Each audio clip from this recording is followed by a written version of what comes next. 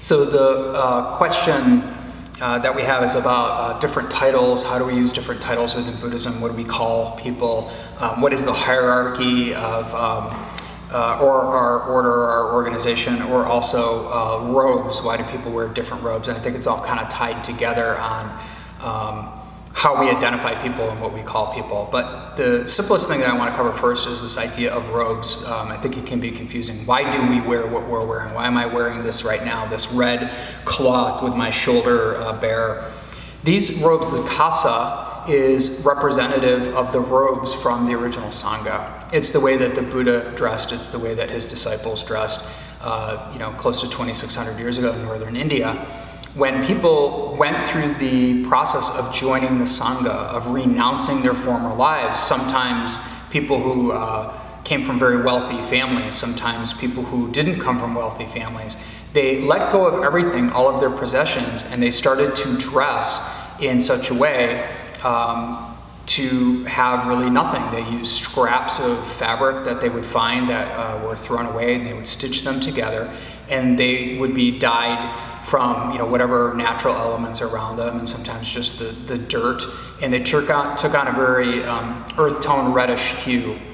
And they would wrap themselves up when they went out to beg. The term for a monk, the actual title when we take ordination, is bhikkhu for male or bhikkhuni for female. It literally translates as beggar, or somebody who lives from alms. So it's representative of the idea of renunciation, of letting go of all things. And this is how they practically dressed. They would have this one robe that they would wrap around themselves. So as Buddhism progressed from country to country to country, obviously it's great when you can wear one robe when it's very hot in the summer of India, but when you're in the cold mountains of China, not so much. So they started to layer different robes around, and actually, even though I'm part of a Korean order, this is really, the robes that we wear are representative of the Chinese Taoist monks that had been passed through, used to layer their robes and wear a kasa. It is a representation of somebody who has taken ordination. And the robes can help show what the level of ordination is. Back when the Buddha had started and people were stitching together pieces of cloth, it was hard for people to tell each other apart, even from just people who were actual beggars and people who were clergy or people who were part of the Sangha, who were the monks. So along the way, they started to formalize a little bit of the way that this particular robe should look. And they looked at the structure of fields at the time, the way that they were planting crops. A very easy way to look at the squares, to be able to take small pieces of fabric and organize them into something. So kasa, depending on the school that the monk comes from, they can be different colors, they can be have different things on them, but typically they're panels. And the panels that are sewn together can denote the level of ordination. Before I became bhikkhu, I had a much shorter kasa than I do now. This one is a lot longer than the one that I had before. And when I took bhikkhu ordination, I added panels. More panels got added into the kasa to be able to show the level of ordination. And if I were to say have other roles, like to become a patriarch or to become somebody high up within certain orders, the colors of the robes can change and more things happen. It's really just to help identify. There's also something called Dharma teachers that in the West is a lot different than maybe the way it is in Korea or Japan. And they wear a single square around their neck. It's not this long piece of cloth. Dharma teachers are a different level of ordination. They typically, Dharma teacher may teach within a Sangha, but they're really helping the bhikkhu or the abbot to run organization. So it's kind of like a level of education, but it's not fully ordained to do certain services, to give precepts, or have disciples, and so forth.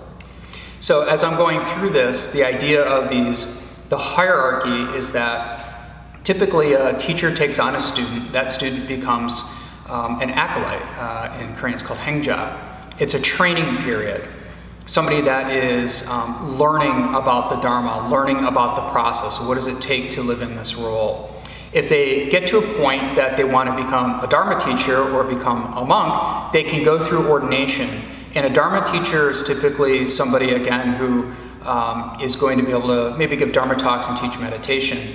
They don't have disciples and things the same way that a monk does. But a Dharma teacher goes through ordination, they get the square kasa around their neck, and we use honorifics, we use titles. Much like you would see in Japan, maybe, that you call a teacher sensei or a doctor sensei.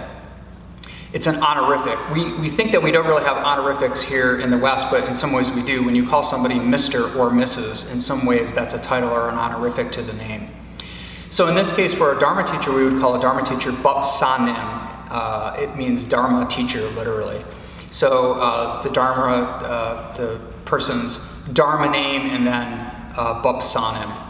If you become a monk, the first level of becoming a monk, when you become a junior monk, becomes Samanera or Samaneri. You take 10 vows, and we, in the Korean tradition, use the honorific Sunim, or the more appropriate title, which is more universal, is Venerable. So Venerable name, or name Sunim. Same thing happens when you get to the point of bhikkhu. Once you become sunim, that's a general term. Sunim literally means a person of respect within the sangha. So there's different roles even within those orders. You can have hangja who are going through training. You can have dharma teachers who are assisting the bhikkhus who are assisting an organization. You can have samanera level monks or sami monks. You can have bhikkhu or bhikkhuni level monks. Then you can also have other roles within the organization, like being a patriarch, somebody that is in charge of running whole parts of organizations or have a whole lineage underneath them. We have adopted a lot of the titles within other structures in the West, things like bishop or priest or reverend. Typically you would call a Dharma teacher reverend in a more Western way. You might look at a monk as a priest more than as a monk. A lot of it depends on what is the school of origin, what is the country of origin, how does that order view, who gets ordained and what level of training and so forth. It can be different within Vajrayana or within Tibetan Buddhism. It can be different within Theravada Buddhism. Robes all look different colors, different styles. Again, really comes from where is the country of origin and what is that order doing.